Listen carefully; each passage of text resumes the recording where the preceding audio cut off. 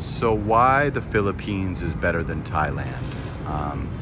This is the great debate. I always do consultations with guys and they go, I think I'm going to go to Thailand. I'm thinking of Thailand. And I too was thinking of Thailand, and I do love Thailand. And I spent 3 years of my life with a Thai woman in the States. So here is the reasons. I just had a comment from a guy that's gone to Thailand to reduce his costs as there's been some inflation out here, and Thailand is a bit cheaper in the grand scheme of things. You get a little bit more bang for your buck. You might have some more infrastructure, maybe a steam room in your building, or whatever, a couple little more fancy American style things. But I'll tell you why the Philippines is superior. Love Thailand to death, but if you do not engage in smoking, if you know what I'm saying, or you do not pay for play, the Philippines is far superior, and I'll tell you why. People always go infrastructure. Well, we don't move 8,000 miles from home for infrastructure. Most guys move 8,000 miles from home for the money stretch, the ladies, the beaches, the friendliness of the people, and things like that. So right off the top, we're gonna go with language. People in the Philippines speak English. Some of these girls have mastered the English language to where they understand sarcasm and flirting. Thai women, not so much. Generally, Thai women do not speak great English. If they do speak great English, they might be working, they might be in a pattaya, Bangkok, they might be working at a bar, they might be dealing with a lot of foreigners, and the language goes a long way. I know people will say, oh, it's fine, or I can use a translator, or, oh, they all speak English. Well, they might speak basic, like I'm hungry English, but they don't really speak English like you can have a 4-hour conversation with them in the middle of the night and they can articulate their points or understand sarcasm or flirting, etc., etc. Number 2, Thai people, I feel like, generally just tolerate you. I would say some Filipino men, even, not even women that want to date you, genuinely like foreigners. There's a heavy American Western influence. We're still looked at as the world superpower, and America has been a friend to the Philippines. And some Filipinos, when they find out that you're American, they really like you. Now, there's a lot that maybe had a bad experience with a cocky American, or they're not particularly fond of Americans, but there is, I'd say 50-60% of Filipinos that are actually very fond of Americans. They want to be friends with you, especially in a big city. I've noticed that. Now, in the province as well, it could be, but at the end of the day, a lot of Filipinos are fond of Americans or like Americans. Filipinas actually want to date and are attracted to foreigners sometimes, possibly because of your colored eyes or cinema or whatever the case may be. I've noticed the difference there. Another reason, number 3, is going to be Thai women tend to be more centered around pay for play, unfortunately. I have told this story before about how there is 2 websites, one called pinalove.com, another called thaifriendly.com. I believe you can send a message every 10 minutes for free on these websites.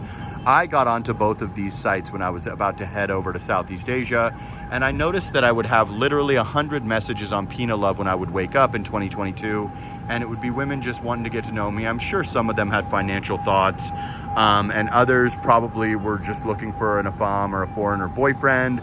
Others could have thought I was good looking or tall or white guy or whatever. Filipinas like white skin. They use something starts with a G, or skin whitener, and they generally are attracted to white guys, and I've seen them attracted to black guys. And Thai women, I believe, prefer Thai men. And I also, about 3 messages in with the 7 girls that responded on Thai Friendly or messaged me or whatever, they would explain to me how many baht it costs to sleep with them. And I was thinking, I dated a smoking hot Thai girl that was doing okay financially in the States, and I was surprised that they were letting me know the transaction amount to sleep with them. Now, is there Filipinas that could want that or could have ulterior motives for you? Certainly. Long con, lifestyle upgrades, you got it. But Filipinas in 2024 are genuinely attracted to Afams, or that stands for a foreigner around Manila, but really just a foreigner in the Philippines. It's a big thing now because of social media, because of white skin, because of height, because of money, of course, and because there's a lot of foreigners that are coming here to find greener pastures. So if you want to smoke marijuana, go to the Philippines. If you want to party, go to the Philippines. If you want to pay for play, go to the Philippines. When you're ready to get a girlfriend and settle down, move to BGC, move to Makati, move to Cebu IT Park, move to that white sand beach. Another reason that the Philippines is superior to Thailand is because Boracay and El Nido Palawan are far superior to any beach in Thailand. Trust me. Boracay and Palawan are winning #1 island in Asia over and over from magazines like Condé Nast Traveler, not, you know, a local newspaper, for a reason. They are definitely superior. Some of the most beautiful beaches in the world, hands down. Vanilla Beach, Nakpan, Boracay Station 1, Willie's Rock, Station 0. These beaches are untouchable, and you can stay there for pennies. You can fly there for 30 bucks to Boracay. You can stay in a hotel room on the beach in some places for 60 bucks, 100 bucks, whatever. In America, that'd be 1,000 bucks. The flight would be hundreds. You know, the flight to El Nido is quite pricey, but it's worth it, even if it's a one-time thing or a once-a-year thing. Me and my girl just did that, and I was blown away. They're just right there neck and neck with Boracay. Boracay is just completely walkable, but El Nido, you need to take a trike, or there's a lot of ground to cover, but tremendous, tremendous gems that you must experience El Nido at least once in your life. Boracay is the kind of place you could afford to go every month and pull the whole trip off for 500 bucks if you don't want to be fancy and stay at the Shangri-La. So that, to me, for a guy that's ready to settle down, makes the Philippines superior. Now, if you're a younger guy, you want to party and pay for play in Thailand, don't think if you're a 20-year-old with 8-pack abs that you don't have to pay. Guys have been going over there and simping and tricking and buying gold bracelets and cars for these girls for a long time, and they will expect you to pay regardless of your looks. I'm not saying you can't meet a regular girl in Bangkok and make her your girlfriend and stuff, but generally places like Pattaya and some girls in Bangkok, some girls in other areas, Phuket, etc., they're gonna want you to pay.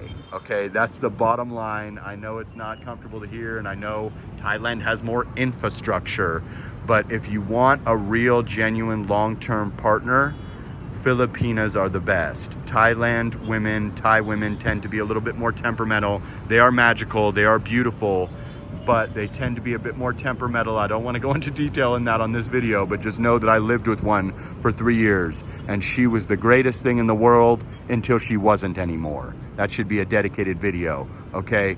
But a Thai woman is a little bit more aggressive, and a Filipina is generally going to be a bit more mild-mannered in a fight with her spouse or something like that. Filipinas will tend to get sad.